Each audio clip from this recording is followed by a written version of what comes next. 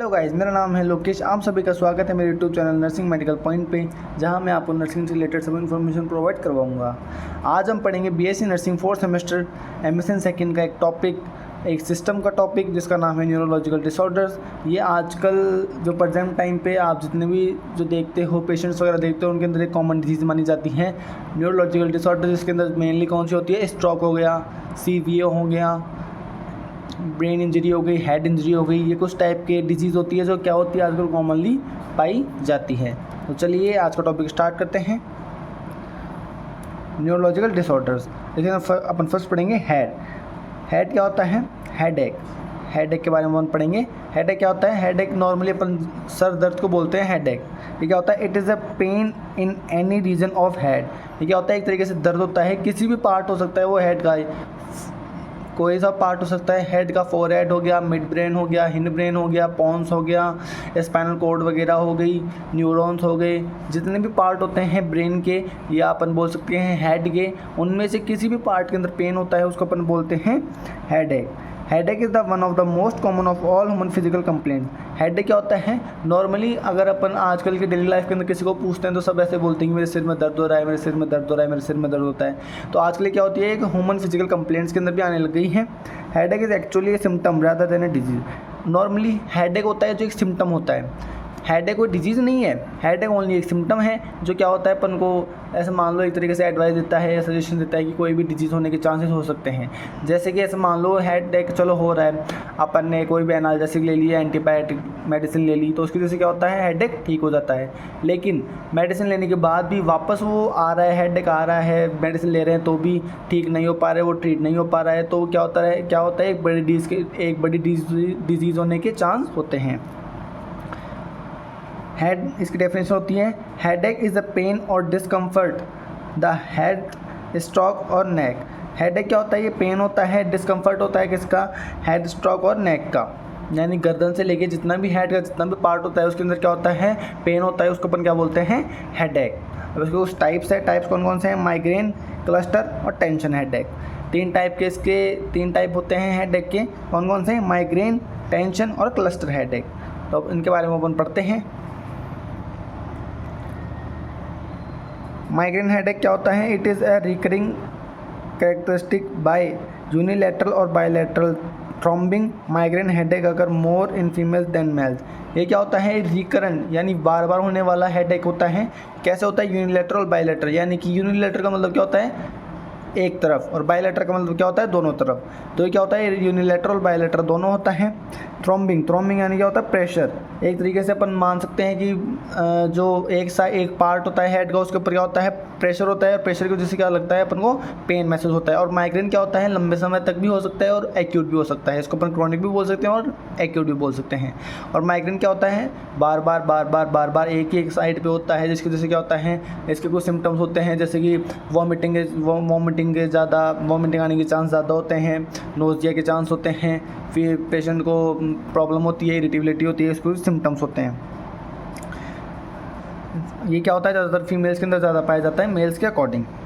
Symptoms क्या आते हैं? नोज़िया हो गई, वॉमिटिंग हो गई, थ्रॉम्बिंग पेन हो गया, फोटोफोबिया यानी कि लाइट से भी क्या होता है, उसको डर लगता है। डर का मतलब जैसे अपन पेशेंट है, रात को सो रहा है या ऐसा मान लो अंधेरी जगह पे है, वो बाई चांस वो किसी भी वजह से अचानक से बाहर निकलता है धूप के अंदर, तो भी उसको क्या होता है, माइग्रेन होना स्टार्ट हो जाता है। फोनोफोबिया, नॉइज़ से भी उसको दिक्कत होने लग जाती है, वो आसपास उसके आसपास कोई भी बैठा रहता है तो उससे बातचीत भी करता है तो उसको नॉइज़ से भी प्रॉब्लम होने लग जाती है। माइग्रेन विदाउट ऑरा, और विदाउट ऑरा यानी कि ऑरा का मतलब आप मान सकते हो एक तरीके से मन बहलना, यानी कि मन आना, तो उसकी वजह से क्या होता है, ऑरा की वजह से भी क्या होता है, माइग्रेन होने के चांस होते हैं। ईटियोलॉजी का मतलब क्या होता है, कोजेज़। तो उसके कुछ कोजेज़ हैं, फिजिकल और एनवायरमेंटल कोजेज़। फिजिकल और एनवायरमेंटल दो टाइप के अंदर अपन ने इसके कोजेज़ को डिवाइड किया है। कौन कौन से होते हैं? ज़्यादा इंटेक करना, कैफ़ीन होता है, जैसे कि टी के अंदर अपन को कैफीन मिलता है। टी यानी चाय के अंदर अगर अपन कोई पर्सन ज़्यादा चाय पीता है, कोई भी पर्सन ज़्यादा चाय पीता है, तो एक तरह से क्या होता है, चाय का वो एडिक्ट हो जाता है। एडिक्ट यानी उसको उस चीज़ की आदत हो जाती है। अब कोई आप इंडियन फैमिली में देखते होंगे कि सर दर्द होता है तो चाय पीते से दर्द ठीक हो जाता है। तो उसका मतलब आपने समझा कि अब चाय के अंदर क्या होता है, कैफीन होता है, और कैफीन जैसे बॉडी को मिलता है तो बॉडी देखती है कि हाँ अपन को चलो कैफीन मिल गया, तो क्या होता है जो अपन को नीड चाहिए थी वो कंप्लीट हो गई, तो माइग्रेन के अंदर क्या होता है पेशेंट को रिलीफ मिल जाता है। अल्कोहल ज़्यादा इंटेक करने से, अल्कोहल ज़्यादा इंटेक करने से होता है स्ट्रेस, ज़्यादा पेशेंट स्ट्रेस लेता है तो उसकी वजह से माइग्रेन हो जाता है।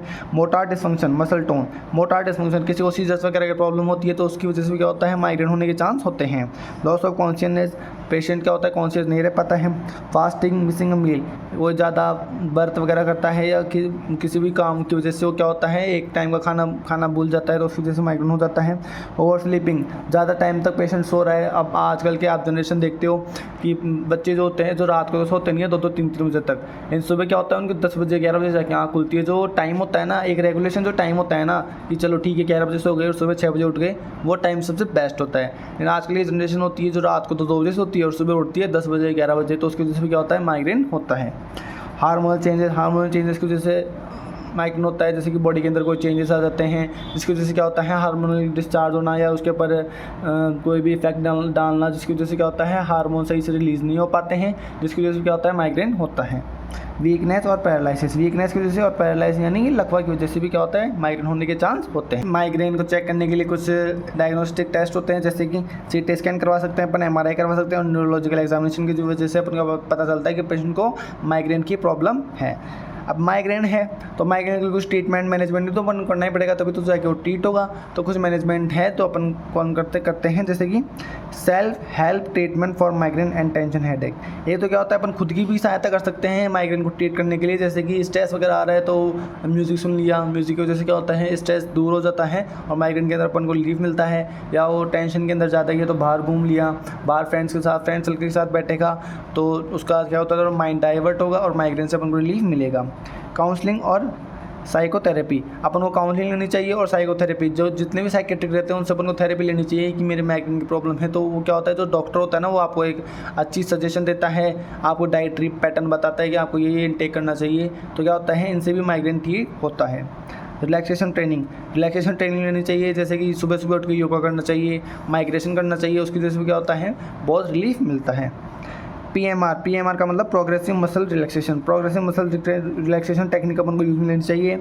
Physical and massage therapy, physical और मसाज थेरेपी करवानी चाहिए। एक्यूपंक्चर क्या होता है, जो एक्यूपंक्चर एक प्रोसीजर होता है जो आपने देखा होगा, थोड़ा सा ये फ्रंट फोर हेड का जो पार्ट होता है उसके अंदर क्या होता है एक छोटी सी निडल की वजह से प्रिक किया जाता है, जिसकी वजह से क्या होता है जो भी अपना ब्लड होता है तो वो थोड़ा बाहर निकलता है, इसकी वजह से क्या होता है थोड़ा एक्यूप्रेशर कम होता है। एक्यूप्रेशर कम होने से क्या होता है माइग्रेन जो भी ब्लड वेसल्स होती है जिसके ऊपर प्रेशर डल रहा है उसके अंदर रिलीफ मिलता है और माइग्रेन के अंदर भी अपन को रिलीफ मिलता है। Keep a daily calendar activities, food, stressful situation, sleep patterns are characteristic of headache itself. ये आपको समझ में आ गया होगा। एंटीलेप्टिक मेडिकेशंस NSAID यानी कि non steroidal anti inflammatory drugs वो अपन को लेनी चाहिए।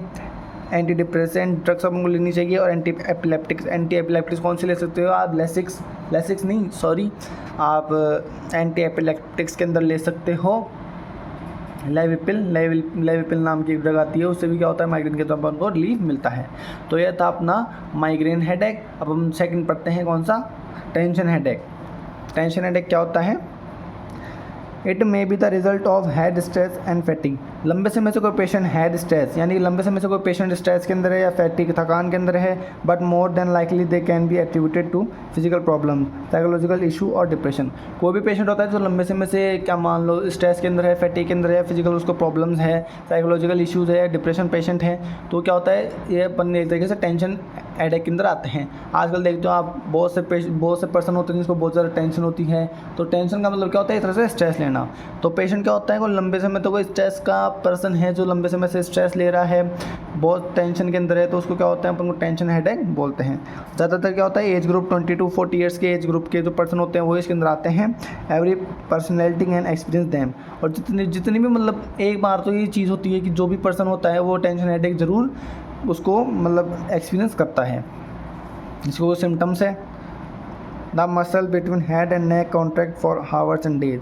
इसके अंदर क्या होता है जो मसल्स होती है ना हेड और नेक की, यानी कि जो पीछे के स्पाइनल कोड की तरफ अपनी जो मसल्स है वो क्या होती है वो कॉन्ट्रैक्ट होती है फॉर हावर्स के लिए भी हो सकती है, कुछ हावर्स के लिए, फिर दिनों के लिए भी हो सकती है।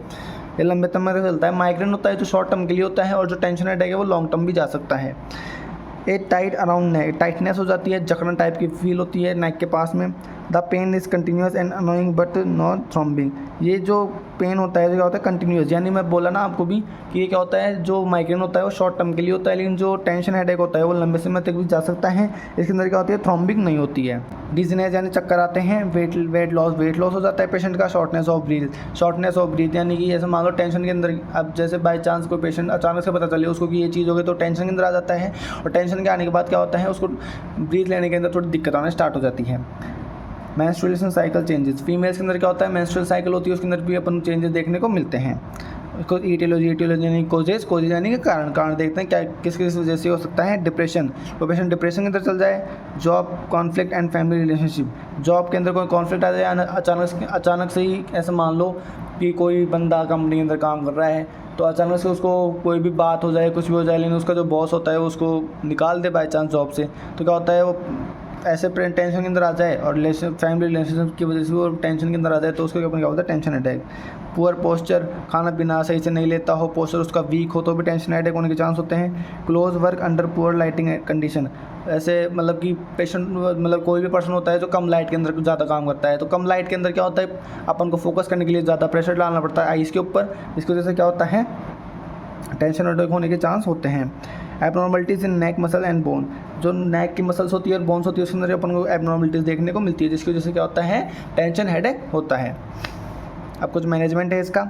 टेकिंग प्रेस्क्राइब मेडिकेशन, आप डॉक्टर के पास जाओगे, डॉक्टर जो आपको मेडिसिन प्रिस्क्राइब करेगा कि आपको ये लेनी है, जैसे कि एंटीबिलेप्टिक हो गई, एंटी डिप्रेसेंट डोमपेरिडोन हो गई, तो ये जितनी भी ड्रग्स होती है वो अगर आपको डॉक्टर प्रिस्क्राइब करे तो उसके अकॉर्डिंग आपको मेडिसिन लेनी चाहिए।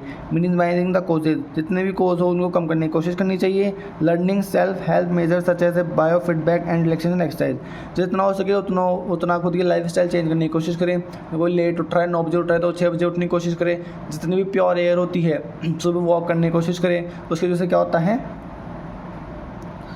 चांस कम होते हैं। मेडिकेशन में एंटी डिप्रेसेंट मेडिसिन लेनी चाहिए। सेडेटिव यानी कौन सी, मिडाजोलाम, लोराज़ेपाम, ये जो ड्रग होती है वो अपन को लेनी चाहिए।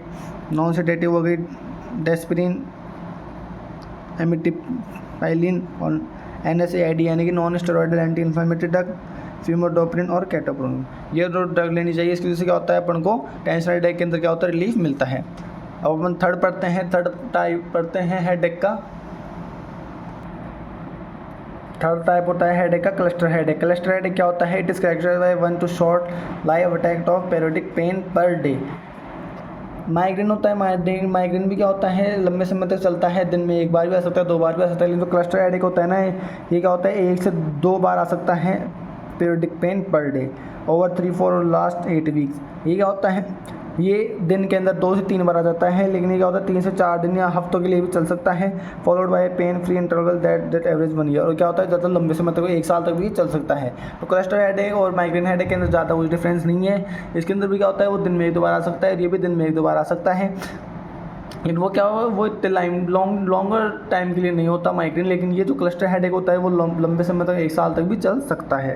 It is the most common attack in groups, it's generally last for 30 to 45 minutes. ये क्या होता है मोस्ट कॉमन अटैक होता है ग्रुप्स के अंदर, ये क्या होता है जनरली 30 से 45 मिनट का इसका टाइम ड्यूरेशन होता है।